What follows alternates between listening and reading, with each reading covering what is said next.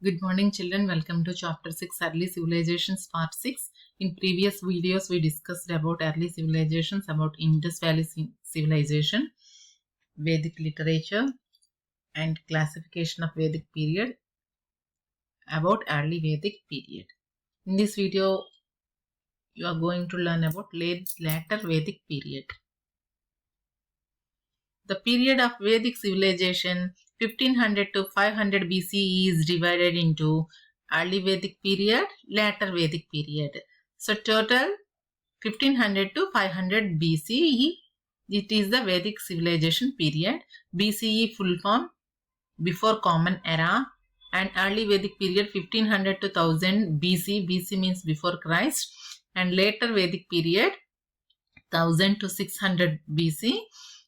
Let us learn about later Vedic period. Later Vedic period. As the time passed by, the Vedic people migrated to the plains of Ganga and Yamuna from the plains of rivers Indus and Saraswati. They crossed the mountain ranges of the Vindhyas and moved towards south. Okay, during the early Vedic period, those people, they used to live in Indus rivers in the Saraswati plains. Now these people, during this period, they migrated from those areas, those plains, to Ganga and Yamuna plains. While migrating from that plains to here, they crossed some mountain ranges also. Those are called as Vindhyas.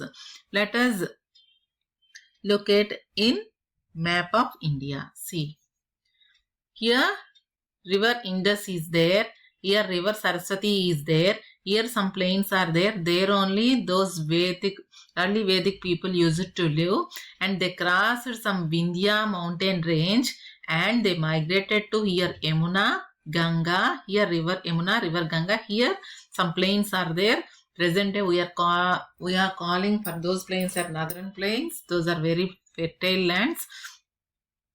From that place to here plains, they migrated here.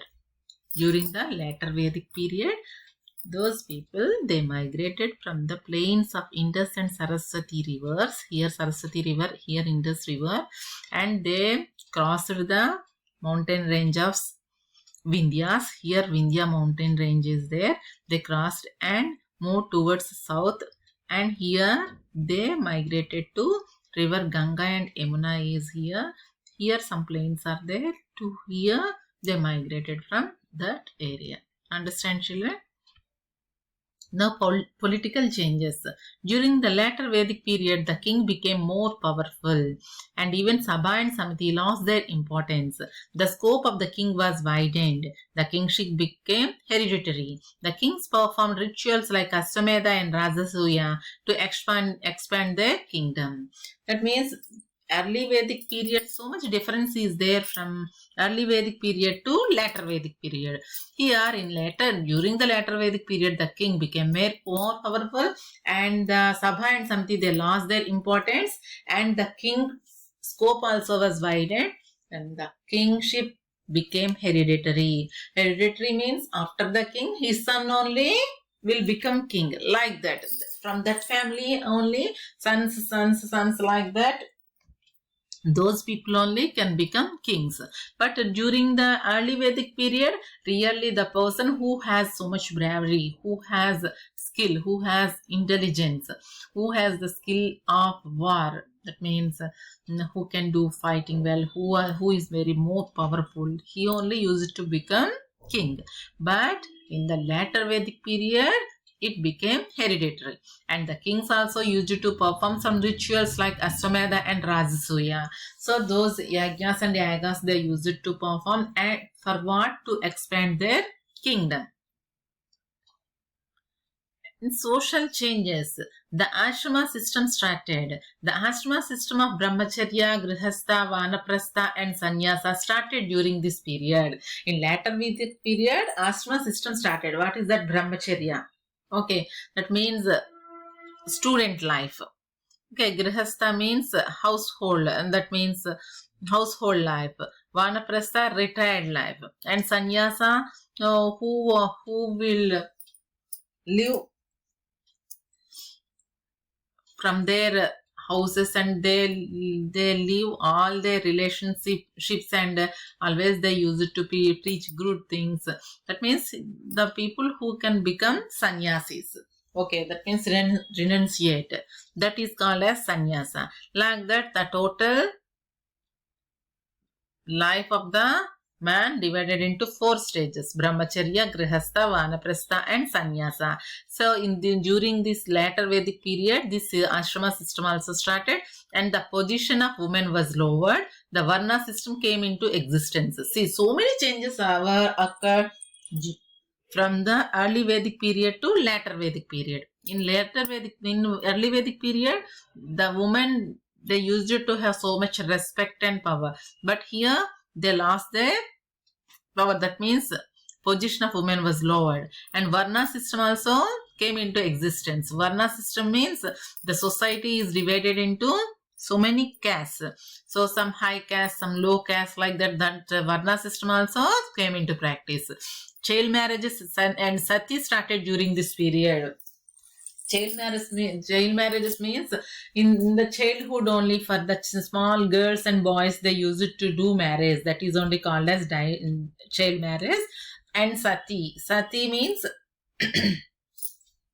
when husband died, the woman, the wife of the person, she also has to sacrifice her life, and she also has to die. That is only called as sati.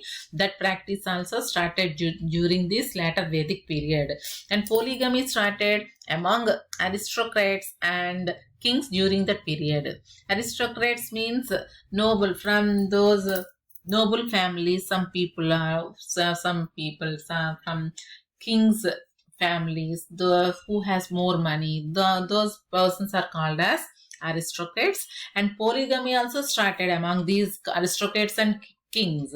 Polygamy means one man can marry so many times. That means one man can have so many wives. That is only called as polygamy. That also started during this later Vedic period. Religious life. Religious ceremonies became complex and complicated. That means so many problems are there in that. And the yajnas and yagas were performed frequently. The gods Brahma, Vishnu, Shiva, Ganesh, and Skanda were worshipped.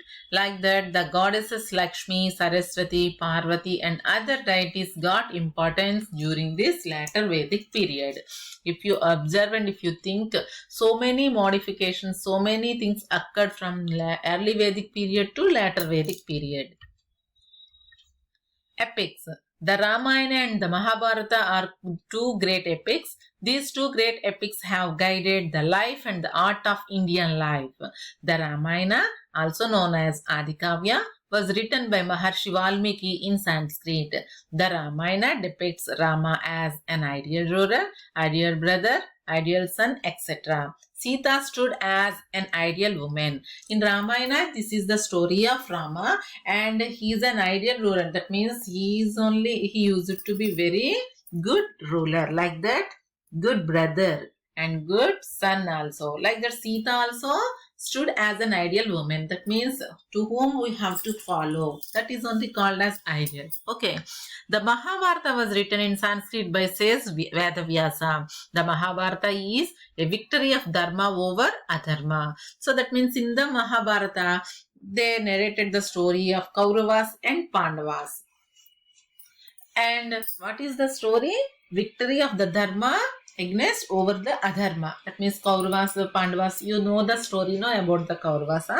And these two, from these epics, Ramayana and Mahabharata, we can learn so many moral values, so many good things from these stories. And we can follow also. So, I think all of you understand. That's all for this lesson. Okay, lesson completed. Now a small assignment for you. The Vedic people crossed the mountain ranges of the dash. The later Vedic period, the kingship became dash. The kings performed rituals like dash and dash to expand their kingdom. The dash is known as Adikavya. The Ramayana was written by dash in Sanskrit. The Mahabharata was written by dash in Sanskrit. Name the 4 stages in ashrama system. Thank you.